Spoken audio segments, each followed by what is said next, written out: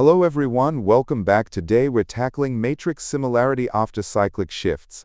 Let's break it down fast. Before we jump in, if you get confused at any point, just drop a comment down below and I will absolutely respond to help you out.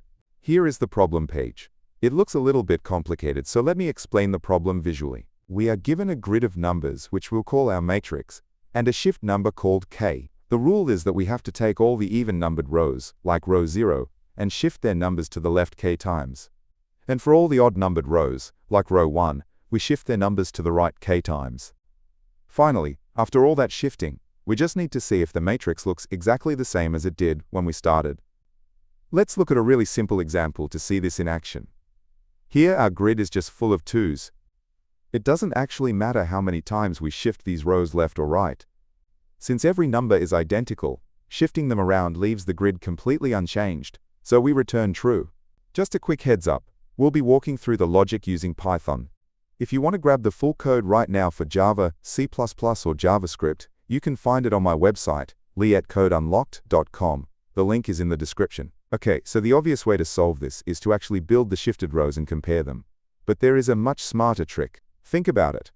If you shift a row to the right and check if it matches the original, it's actually the exact same math as shifting it to the left. Because of that, we don't even need to treat the even and odd rows differently. We can just pretend every row is shifting the exact same way.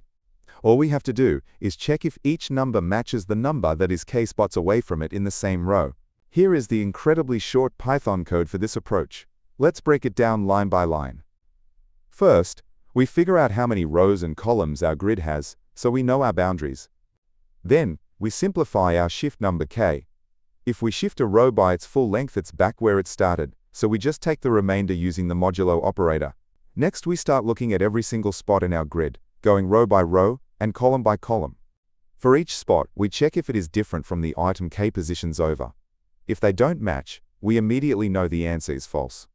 If we manage to check every single spot and find no mismatches, then the shifted matrix is identical, and we can confidently return true. Are there any tricky edge cases we need to worry about here? Let's take a look. The most common issue is when k, our shift amount, is way bigger than the width of the matrix, but because we used the modulo operator to find the remainder earlier, our code safely wraps around and handles huge shift numbers without crashing. Let's quickly talk about how efficient this is.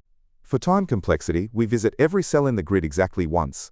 So it takes order m times n time, where m is the rows and n is the columns. And for space complexity, we aren't creating any new grids or arrays, we just check the existing one in place, giving us constant space. We are almost at the end, but real quick I want to mention I've updated the format of these videos recently to be a bit more visual. Let me know in the comments if this new style helps you learn better. And remember, you can ask any questions you have about the code there too. Also, as you can probably tell, this is an AI voice. I built this tool to generate these explanations instantly to help me study, and I share them here with 0 ads. Alright, as promised, here are the full solutions for the other major languages. You can copy these directly from my website. Here is the complete solution written in Java.